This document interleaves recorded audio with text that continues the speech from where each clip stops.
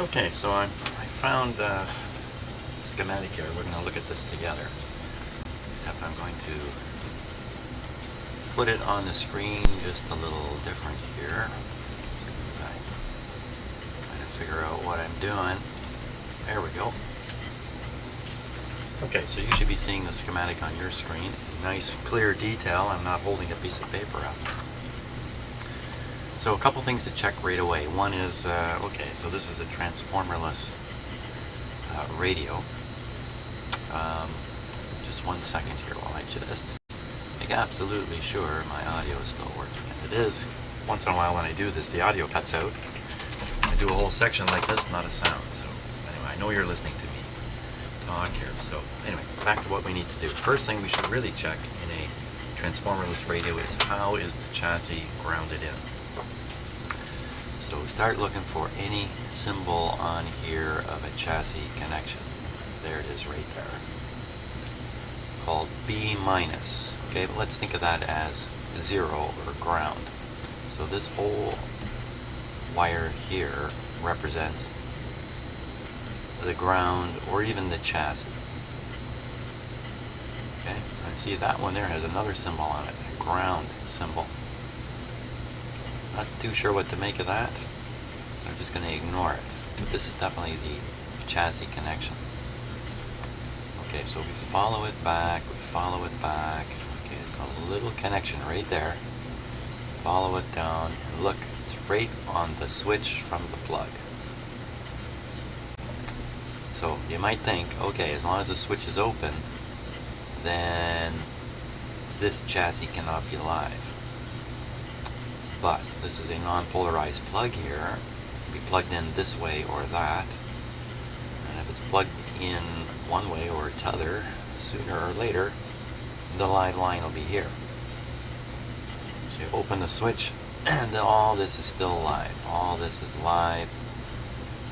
All this is live. This becomes live. Look, here's the chassis connection. Now the chassis is connected accidentally through all these tube filaments straight to the chassis. There's no current flowing because the switch is open, so there's no voltage drop. So it's 120 volts everywhere. This whole radio, well, not the whole radio, but chassis and much of it sits at 120 volts when the switch is off. That's the problem with these radios. When you hear about hot chassis, that's what it's all about. So, there's a few versions of this, how it works, so it's worthwhile taking a look and checking. This one, a directly connected chassis. So that means you can get quite a lift off the chassis.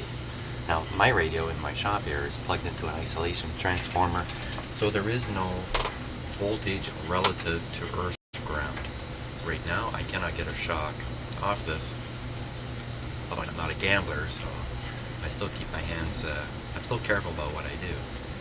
But in a normal circumstance, with the radio plugged into a normal outlet, you got a 50-50 chance that when the switch is open, the chassis goes live. And by the way, if you switch the plug around, the chassis goes live when the switch is closed. You can't escape this live chassis thing 100% with one of these radios.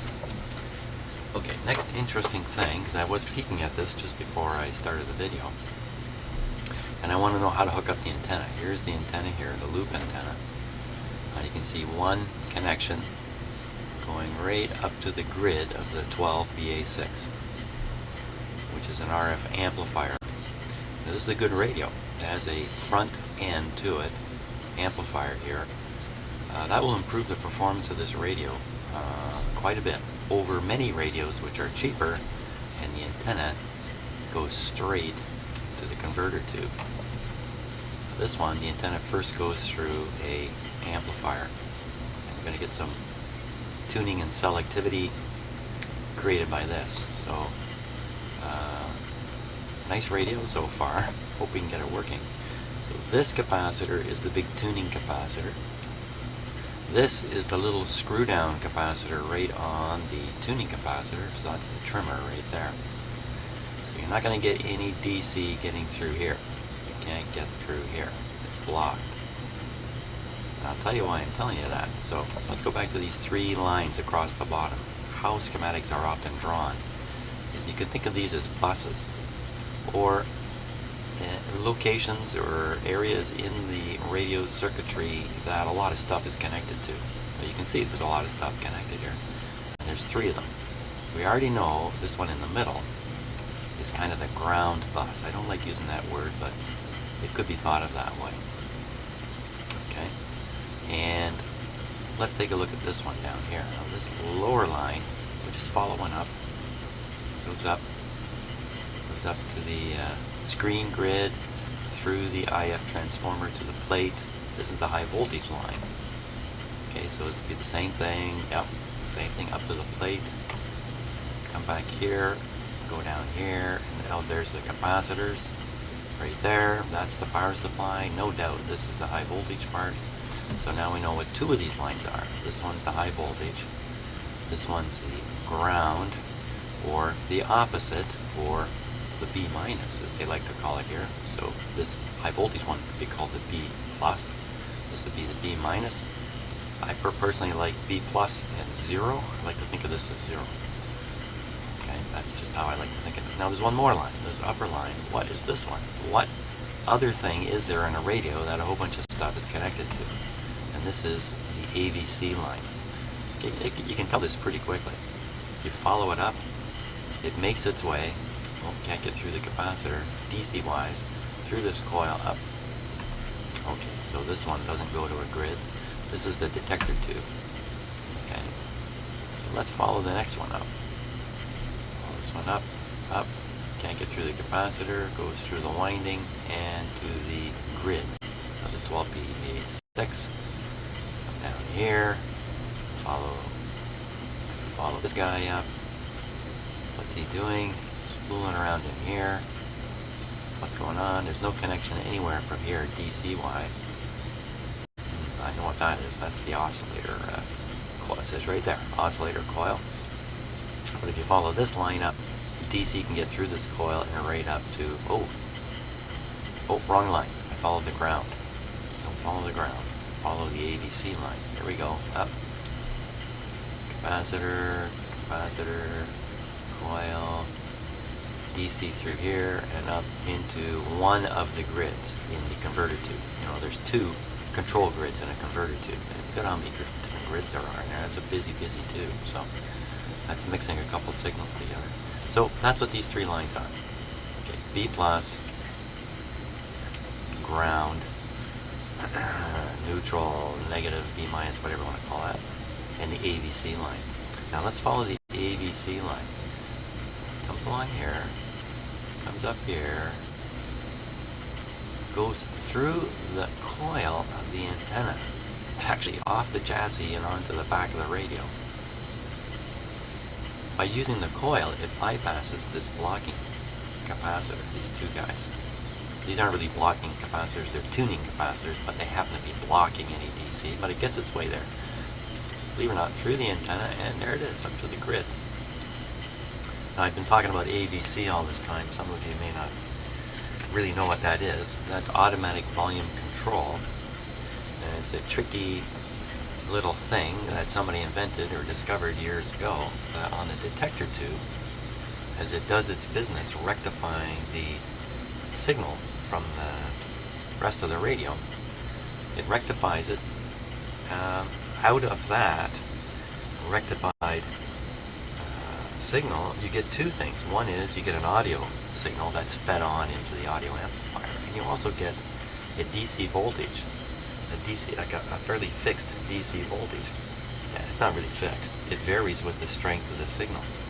So, having recognized some radio engineer 100 years ago almost, recognized that, hey, that DC voltage varies with the strength of the signal, maybe I can use that voltage to control how much amplification is going on in the earlier stages of the radio. So the radio can be, in a sense, turned up full for weak stations, but turned down for strong stations. And the result of that is a fairly equal output from the radio. Now again, if you're not really familiar with this, you've probably never realized it. But when you tune your ordinary run-of-the-mill radio like this one, run-of-the-mill old radio, and new ones too, you do the same thing. When you tune off a station, it's as if the volume control has been cranked way up. And you hear the hiss and noise between stations. When you get to the station, the hiss and noise seems to disappear and the station shows up. That's because the AVC is driving down the sensitivity of the radio as you tune in the next signal, and the noise goes away. In a non-controlled radio, where there's no AVC, as you tune between stations, the radio gets very quiet. Because you don't normally turn the volume way up. If you're a real radio listener, you will turn the volume up by hand to hear what's in between, and when you reach a station, you'll turn it back down. You'll become the AVC. So that's what's going on there. Now, I don't normally take time to explain this stuff. I'm busy trying to fix the radio, but I thought this is such a nice, fairly simple radio here. A lot of things can be explained with this circuit. This is not a complicated circuit at all. So, and I am quite interested in this. The fact that no AVC can reach this first tube if this antenna is not connected. And let's see, AVC drives down the amplification of these tubes by varying the bias on the grid. This tube is uncontrolled, so it's wide open. So this is turned up all the way, so to speak, right now in this radio. Not much antenna, so there's no antenna really. So what is it picking up?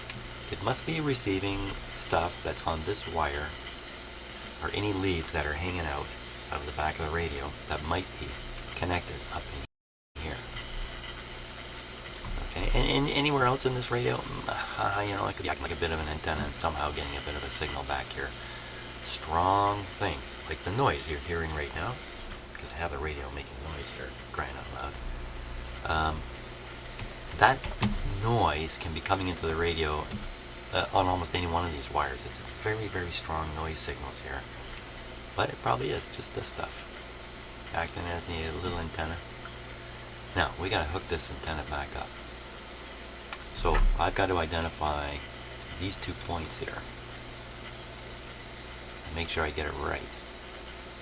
So, basically, it's just connected right across these capacitors, or this capacitor, if you like. So that's what we're going to try to figure out now. How do we connect this antenna right across this thing?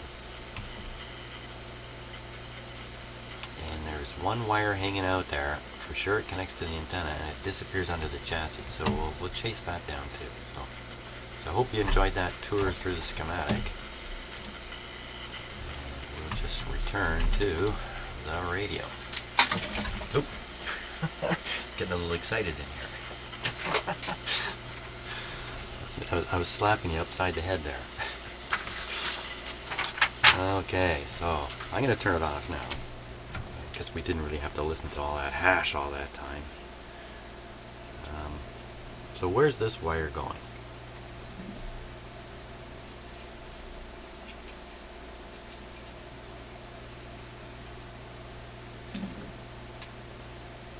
Okay, now another important observation I'm making here. Oh, my stuttery camera. Let me unstutter it here.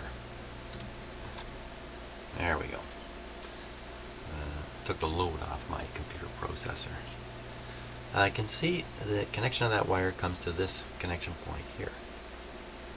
And that connection point, I'm not sure it's going to get on camera here too easily. Let me just... This connection point is insulated away from the chassis. Now we saw that on that schematic showed that the wiring of the radio, the circuitry of the radio, does not rely on the chassis. The chassis is not part of the circuitry. It's just connected in at one point. Does that make any sense? I think I'm going to have to eat my words. Look, there's a capacitor going right to the chassis. That's probably the capacitor we saw. So I noticed these are also insulated. These are all the screws that are holding the capacitor. So the capacitor is insulated from the chassis. The capacitor frame. The capacitor frame is electrically connected to the capacitor itself. It's part of the capacitor, if you like. So we need to watch out for that. I had a radio in here some time ago, and this was at a high voltage relative to the chassis, and I got a little shock off it. Actually, I got a pretty good shock off it, so I'm a little more respectful now of this kind of situation. So this wire, not connected to the chassis, connected to the frame. Yeah, that's one side of the capacitor. Okay, now the other side of this capacitor, actually two capacitors and two more here. Hey, make that three more. One, two, there's 3 tuned circuits in this radio. I guess that's because of that front end RF stage has its own tuning capacitor in here. That's kind of interesting. Okay, so we see another wire coming out of the radio connecting to these. A wire for this and a wire for this. Which one of these is which? One's RF, one's oscillator, and one's the antenna. And offhand, I don't know. I can guess this is the antenna, but it's a guess.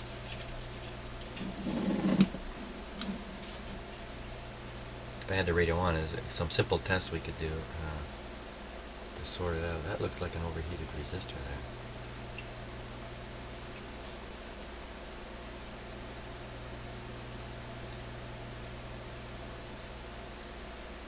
Okay, I still haven't answered my question though. Where do you hook up the antenna? Like the simplest question. Hey, how do you hook up the antenna? To whatever hunk of wire is hanging out the back of the radio.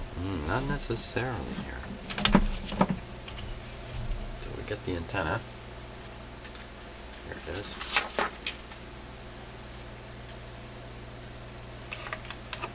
There's a no-brainer. I mean, this has to connect here.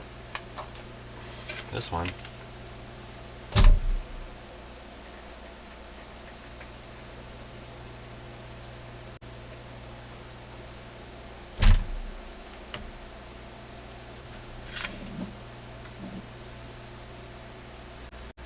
And I'm looking if I can spot where it may have broken off. It may have come just right off here.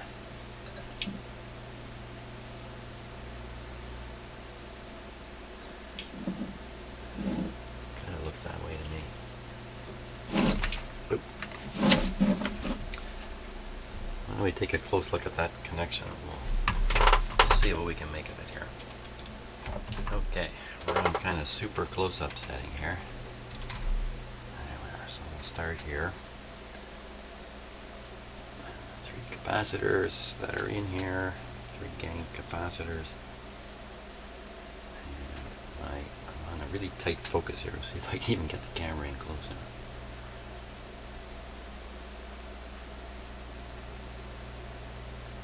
So I'm looking at that terminal to see if I can tell that a wire is broken away from it.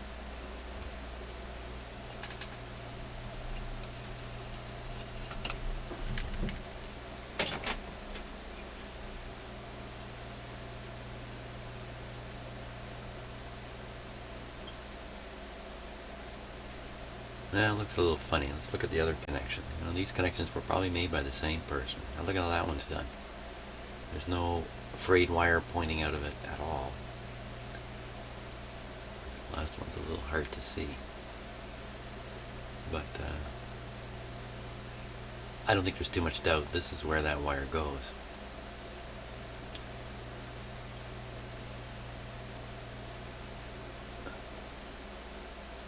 That tab's been tugged there. Doesn't it look like it's been tugged? See the tab in the back, the one we're looking at in the middle of the screen. Nice straight right angles. And the wire disappears into the radio. This one here, that's no right angle. No.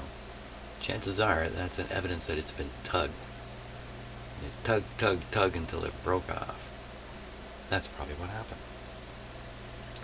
I think that's a really safe bet that that's the right place to connect it. Yeah.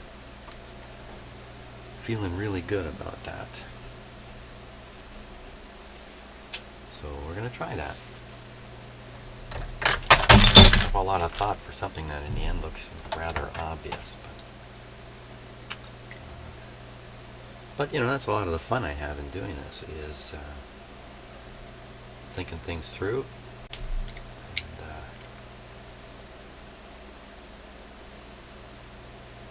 sorting stuff out. Radio repair at this style, where I troubleshoot, try to locate the problem and correct it, it's a thinking guy's game. It's a little less do. I mean, there is doing in here, obviously, soldering and all that kind of stuff. But there's a lot of thinking that goes on with this kind of work. That's a big strain on my brain here. So, okay, tack this back on. Now, when I do this, I make this connection, I will be reconnecting the AVC system.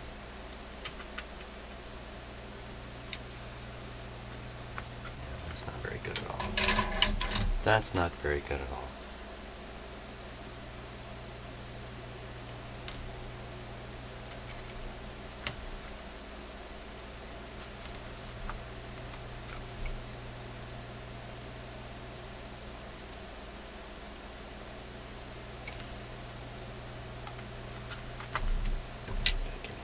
I'm just so skimpy on how much wire I strip.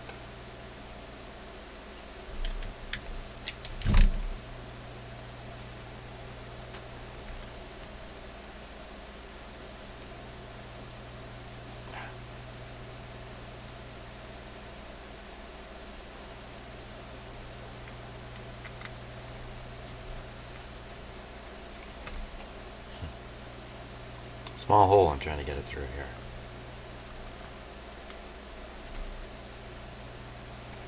There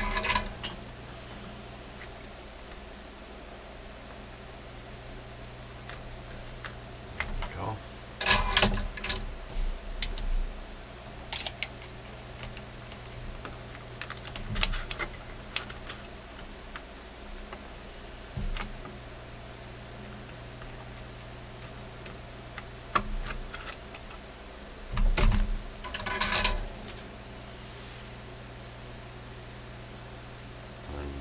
Looking for my solder. There it is.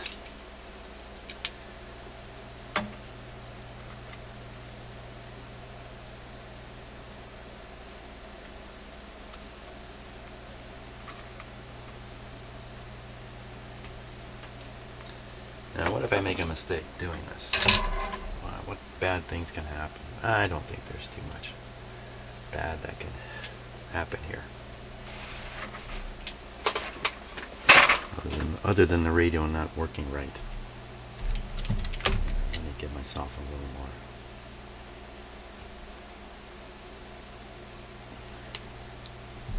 more. A little more.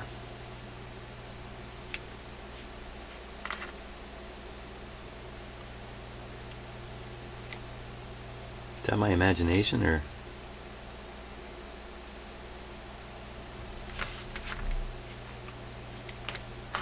Yeah, it was. I thought I heard something come out of the speaker.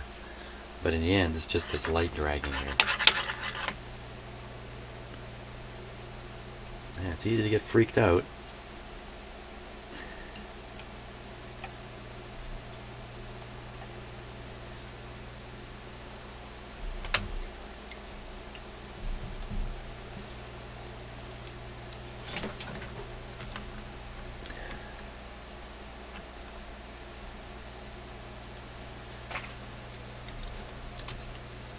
All these close-ups make what I'm doing look so bad all the time.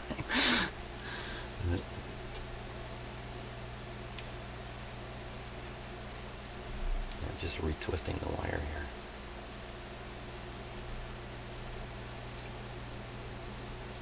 It's stuff that looks pretty good from normal vision.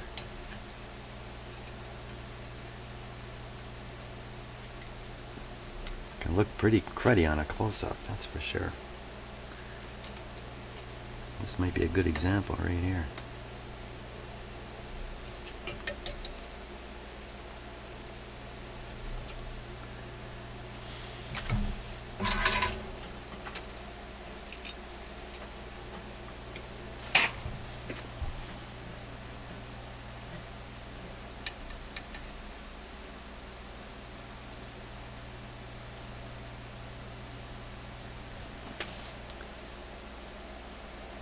Wow, look at that wire sizzle up there. It's got that wonderful old radio smoke smell. It's grabby. Look at that, it's terrible. Man. I think the lesson here, and I've learned this so many times now, is if you're not looking at this stuff under a good magnifier after you do it, you're probably missing a lot of ugly stuff.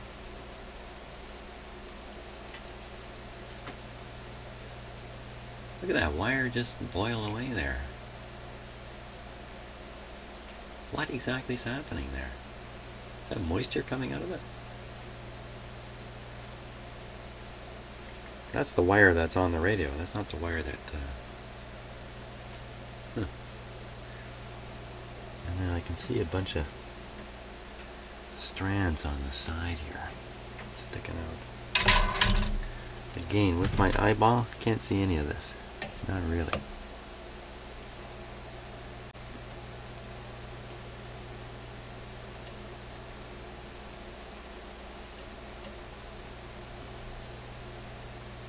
Especially because it's kind of hidden around.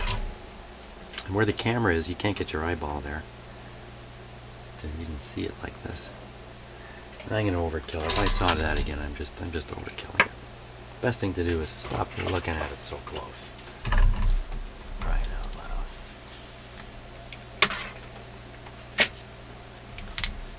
Okay, so now we think, or I think, I don't know what you think, but I think I have the antenna connected correctly. I better pop this tube in. The radio's not going to work without it. Notice I haven't wiggled any of the tubes or anything. I haven't done anything except turn this guy on, and it's working. So let's see if it works any better with an antenna connected like that.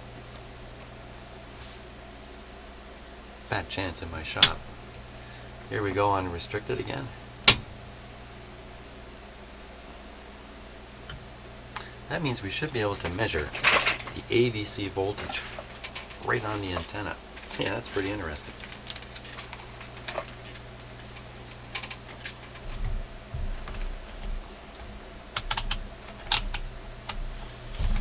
Typically AVC voltages are negative relative to the... Oh.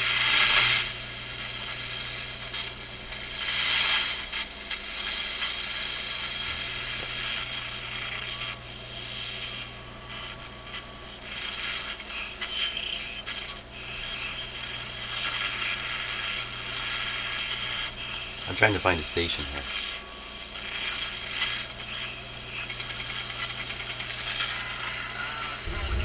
Huh, happened to be on one.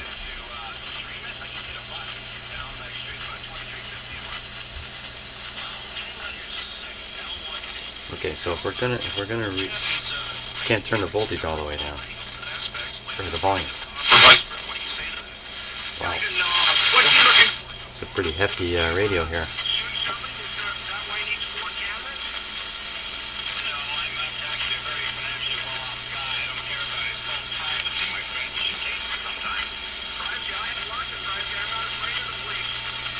Okay, so the AVC voltage, I can't turn it down. The AVC voltage is isolated from the chassis.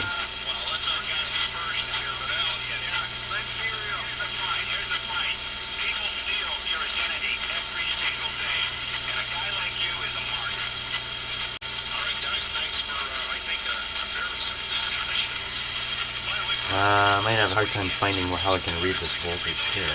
Let's poke around a bit.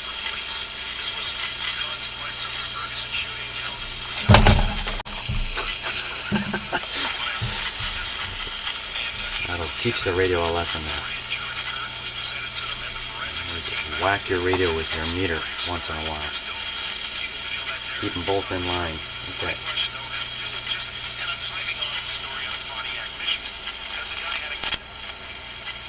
Isn't that interesting? I am getting a negative voltage there. See it disappear? And I believe that's this capacitor charging. Now, we're not going to get a DC voltage reading there. Alright. No opportunity on the top of this radio to do it.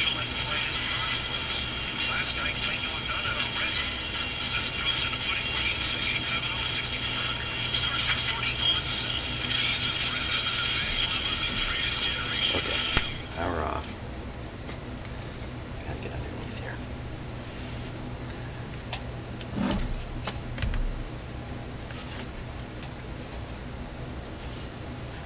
This radio is not going to stand up like that.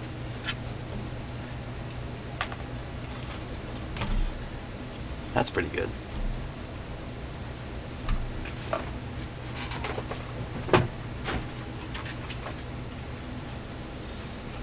What's it on back here?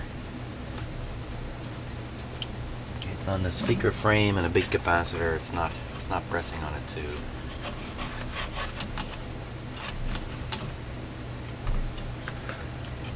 There we go. Fantastic.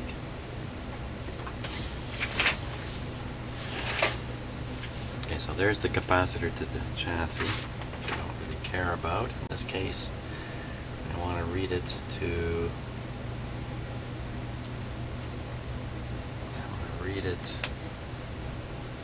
from the AVC line to... Oh, wait a minute, I got this wrong. I could read it to the chassis. No, because that capacitor I cannot. Come on, Jim. Quickly, somebody supply me more coffee. Okay, I gotta ponder this just for a minute here while I drink some coffee.